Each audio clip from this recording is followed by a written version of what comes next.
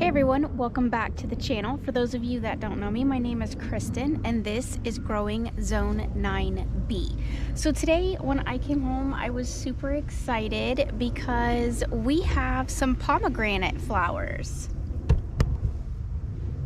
Isn't that beautiful? It's just a beautiful red. There's another one over here.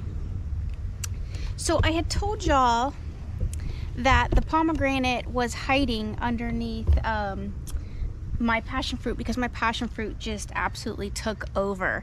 So one of the reasons that I was interested in trying to grow a pomegranate was because that I knew that it was rich in antioxidants and it helps to lower inflammation, which is really important, I think, in life because overall for health, because it also helps to reduce like heart disease and diabetes and some forms of like cancer.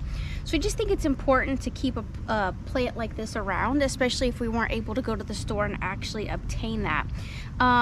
So yeah, I mean, it has these anti-cancer properties, and I think we're just so inundated anymore in just a lot of like pollution and things that are, you know, out in the world. And so I think that, you know, it's important to try to keep a plant like this around. Now I go out and I buy this because I don't always get pomegranates. Like I said, this is the first time that I've actually gotten some flowers. I did get like a little pomegranate once, and the squirrel came and took it. So I'm definitely gonna have to keep my eye on this plant to try to make sure that the squirrels are not hopefully coming near it and aggravating it. So I've been talking to some of my neighbors about trying to eradicate the squirrels, so maybe we can work on that in the future so that way I don't have this as an issue.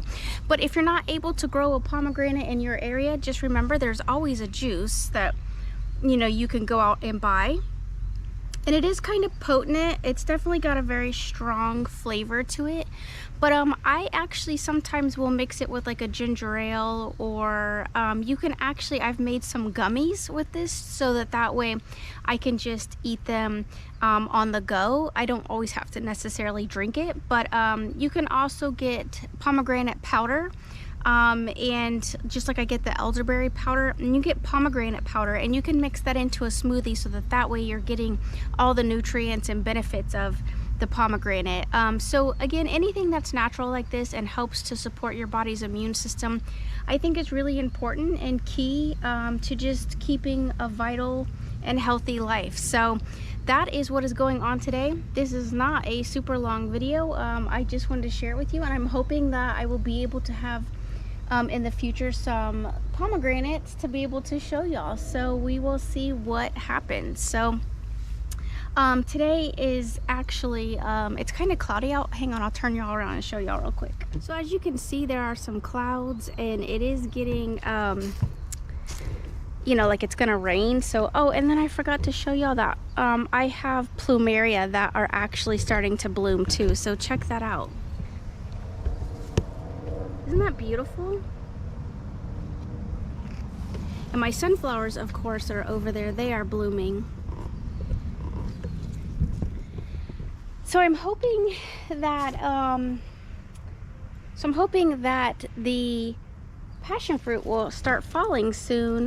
They are still beautiful and green. They are definitely in here. They are nice and full. You can see that the passion fruit has taken over my carport area. It's running, you know, towards the power line, which is something we'll have to keep an eye on. But there are just beautiful passion fruit all throughout this plant, so I'm really excited. Obviously we need to get some water out here because the plants are starting to get super dry, but that's the time of year that we're actually in. It's very hot, and I'm hoping that, as you can see over here, it is going to rain. I am hoping to get some beautiful rain on my plants instead of having to use our well system for watering. So, oh look, here's another little pomegranate flower. Look, isn't it beautiful? I just think it's a beautiful plant to have. It makes just this just a magnificent color and a flower. So I would like to actually transplant this. It's technically a patio pomegranate, but I'm hoping to be able to transplant it into another area in the future and get it out of that bucket so that the roots have more space to grow. If it gets bigger, I'm fine with that. I don't mind, because I do have the space that I can actually take care of it. So I still want to keep it up in this area because I think it likes the shade to some degree. I think it likes not getting that afternoon sun. So we'll just keep an eye on it and see where it takes me.